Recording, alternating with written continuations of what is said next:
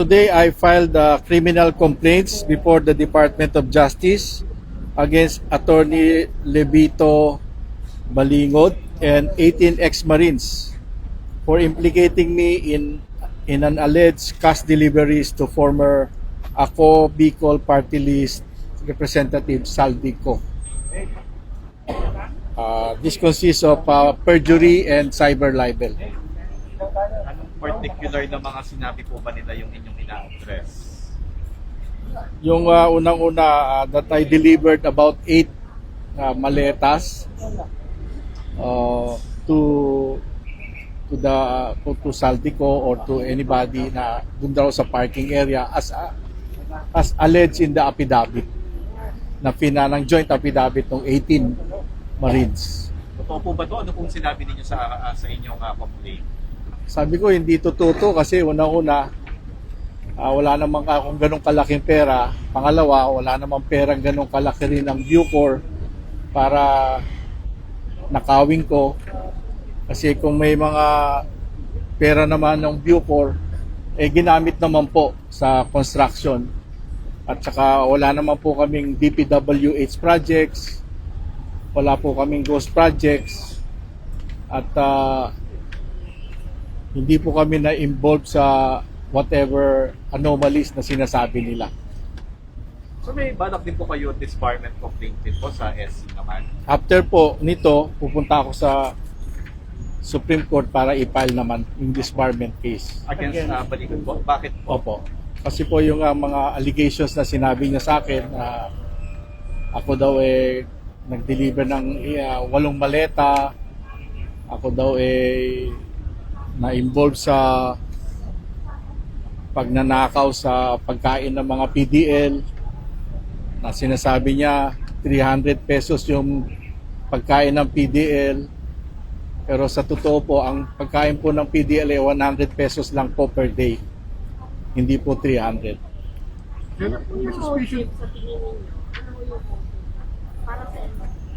Hindi ko rin maintindihan kasi unang-una itong mga Marines, wala naman akong atraso dito para idawit ako. Makakasamahan ko din sa dati kung nag-serve sila sa armed forces na naging chief of staff ako, masakit sa akin para kasuhan. Kadalasan pag may kaso ang aking mga sundalo, tinutulungan ko pa na hindi madawit. Pero sa pagkakataong ito ay hindi ko po kayang palampasin ito dahil paninirang puri na po ito. Demolition job na po ito. So, pagpaumanhin na lang ng mga 18 Marines kung they were just waylaid to implicate me in this case or in this anomalies. Sir, bakit po kailangan disbarment po yung naisipan niya na i-file kay Attorney Balingod? Meron po ba Kasi nanumpa ka, pag abogado ka, magsasabi ka lang ng totoo eh. You will not bear false witness against people. Dapat totoo lang, no? Hindi maganda yung ginawa niya kasi nag-serve ako ng armed forces for 38 years. Ni minsan hindi ako na-involved sa anomalies. Tapos ngayon pa na kung kailan ako na-retire at kailan ko binabago yung Bucor, nagsisikapan natin na instead kahit 50 years po na pabayaan ng Bucor, binabangon natin ang Bucor. Kung kailan pa ngayon, sila naman na nagsasabi na masama ang patakbo o maraming anomalya sa Bucor. So hindi po talaga pwedeng palampasin. Kasi kung sa akin lang, okay na ito eh. Hindi naman ako, ayun bang, kaya kong palampasin eh. Pero yung implication na pag pinalampas ko to, na hindi ako nag-file ng kaso o complaint, parang inadmit ko na nagnakaw ako sa gobyerno o nagbigay ako ng 8 maleta. Sa totoo, hindi totoo yan eh. Kaya minsan mapakasakit. Mas maganda pa yung nasa field ka eh. Kasi kung may gera kayo, 2, 3 araw, tapos ang gera eh. Pero ito, forever ko itong dadamdamin eh. At gusto ko malinis ang pangalan ko sa madaling panahon. Kaya ang hinihiling ko, kung ma-file ko na po ito, maglitis tayo, mag-imbestiga tayo. At para sa ganun, yung mga taong hindi naman sangkot dito sa anomaly na ito, malinis naman po ang pangalan. Yun lang po. Maraming salamat. Bilang dating chief of staff po kayo, ano po yung info nyo tungkol dun sa mga Marines? Hindi ko rin na masyadong alam kasi Marine sila, pero sabi nila may mga kaso daw. Pero I still have to find out. Pero ako kasi, ang tingin ko sa kanila, baka naman minsan yung mga sundalo hindi nila alam kung saan sila.